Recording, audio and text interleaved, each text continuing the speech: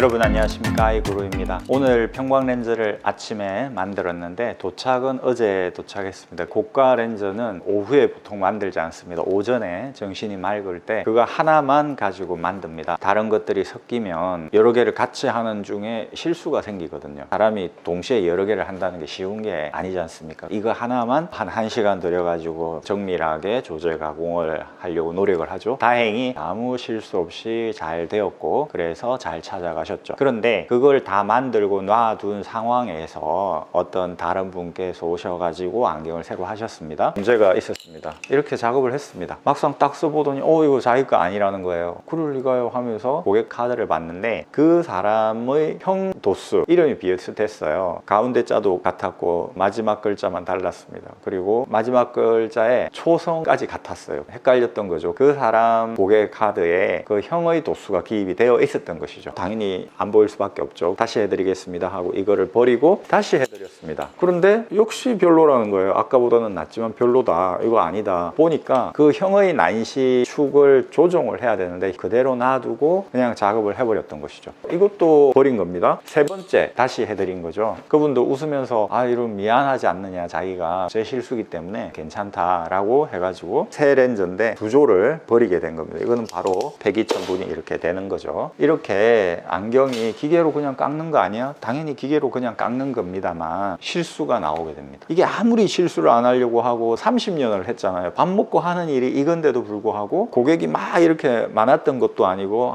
한두 명씩 이렇게 오는 상황이었는데 어처구니 없는 실수가 생기는 게 현실입니다. 어떤 생각이 드냐면 마음이 정말 평정해야 되겠다. 내가 어떤 상황에서도 어떤 자극을 받더라도 평정한 마음을 유지하지 않으면 반드시 실수가 일어나게 되는 것이죠. 그 고객 만들어 드리는 중에 또 다른 고객도 오고 조금 이러다 보니까 혼선이 빚어졌던 것이죠. 저의 머릿속에서. 눈은 조금만 달라도 이렇게 바로 압니다. 이거 내 거 아닌데 바로 압니다. 그러면 체크해보면 나의 실수라는 게 드러나는 경우도 분명히 있죠. 나는 밥 먹고 하는 일이 이건데 내가 실수할 일이 없어, 이런 얘기를 잘 하지 않습니다. 고객께도 선생님 제가 이제 조제 가공을 해야 됩니다. 실수가 일어날 수도 있기 때문에 가만히 좀 계셔 주십시오. 저기 앉아 계셔 주십시오. 제가 만들고 나서 드릴 때까지 여러 말씀하지 마시고 기다려 주십시오 라고 말할 때도 있습니다. 말씀이 너무 많으신 분들 계시잖아요. 만드는 중에 서로 심심하니까 막 얘기를 하는 경우가 있잖아요. 그러면 실수가 생기는 경우가 종종 있습니다. 나에게 어떤 자극이 오더라도 평정한 마음을 유지해야 된다라는 생각을 안경 일을 하면서 많이 느끼는데, 특히나 자식들을 키우는 입장에서 어떤 자극이 오면 그거를 완전히 없애지 않은 상황에서 예를 들어서 운전을 한다든지 이렇게 할 때 실수가 반드시 일어나게 되더라고요. 혹시 잘못되면 자식들한테 영향이 가버리잖아요. 제일 약자이기 때문에 자식 키우는 사람은 마음을 정말 평정하게 유지해야 되겠구나 라는 생각을 많이 하거든요. 정말 평정한 마음을 유지하려고 노력을 해야 되고요. 인생을 살아가는 데 있어서도, 안경을 만드는 데 있어서도 정말 평정한 마음을 유지하려고 노력을 합니다. 안경이 이거 뭐 기계로 하는 거 아니야? 다 마찬가지 아니야? 그냥 대충 하는 거 아니야? 절대 그렇지가 않습니다. 수술할 때도 그러잖아요. 첫 번째 수술이십니다, 운이 좋으십니다, 이런 얘기 하잖아요. 첫 번째 수술을 하려고 했는데 응급 환자가 와가지고 두 번째 수술 하게 된 건데 괜찮습니다, 세 번째 네 번째 아니니까, 이런 얘기를 또 하기도 하죠. 첫 번째로 수술 대상자가 된 것 이거 상당히 좋은 거죠.